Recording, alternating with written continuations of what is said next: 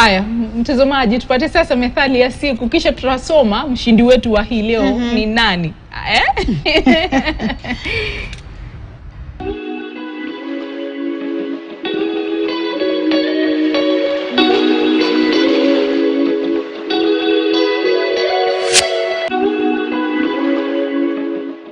Kila mwamba ngoma huvuta kwake. Kuomba ngoma ni kufunika ngoma kwa ngozi, na kila anayeshiriki shughuli hiyo huvuta upande wake. Kwa vyovyote vile, kila mtu mara nyingi anapofanya jambo huangazia maslahi yake, kuhakikisha kwamba kwake kuko bora kuliko kwa mwingine.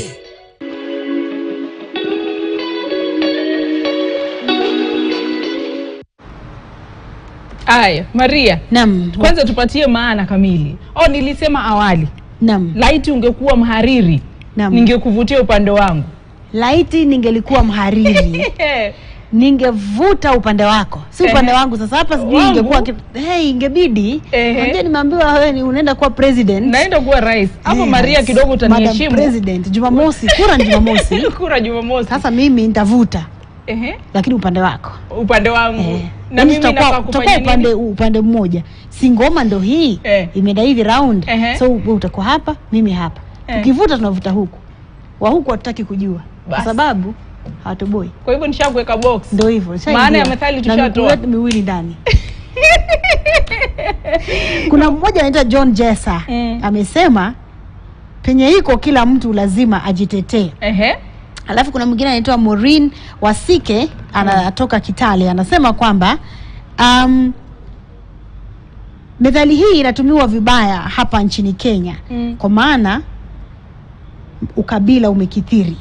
Kila mtu akipata nafasi serikalini anavuta upande wa kabila yake. Na bila shaka na baadhi vile vile kando na methali, wengi wameshutumu sana yale ambayo yanatokea kule Shakahola.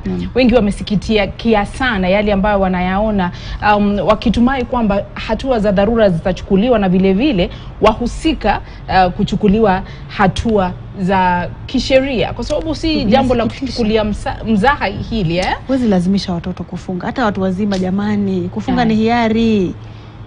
Mtazamaji, kufikia hapo tumetangaza mshindi. Jumbe ni nyingi, lakini nasikia mwelekezi anatuharakisha, lakini tunasema asante sana kwa kushiriki kitengo chetu cha methali ya siku. Asante sana. Nimekuwa wako Zubeida Komi, asante sana kwa kuchagua taarifa za KTN Leo Jumatano. Mimi ni Mary Atuoli, mtangazaji wa ishara amekuwa ni Caroline Njoroge.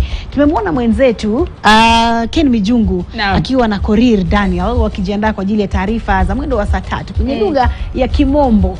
Basi wewe unayependa lugha ya Kiingereza salia papo hapo. Namuona kaka Injendi naye kidogo mikojo inamtoka. Kwa nini? Arsenali wanacheza sio? Na Man City. Arsenali tutavuta upande wetu. Twende nyumbani tukatazame. Usiku mwema mtazamaji.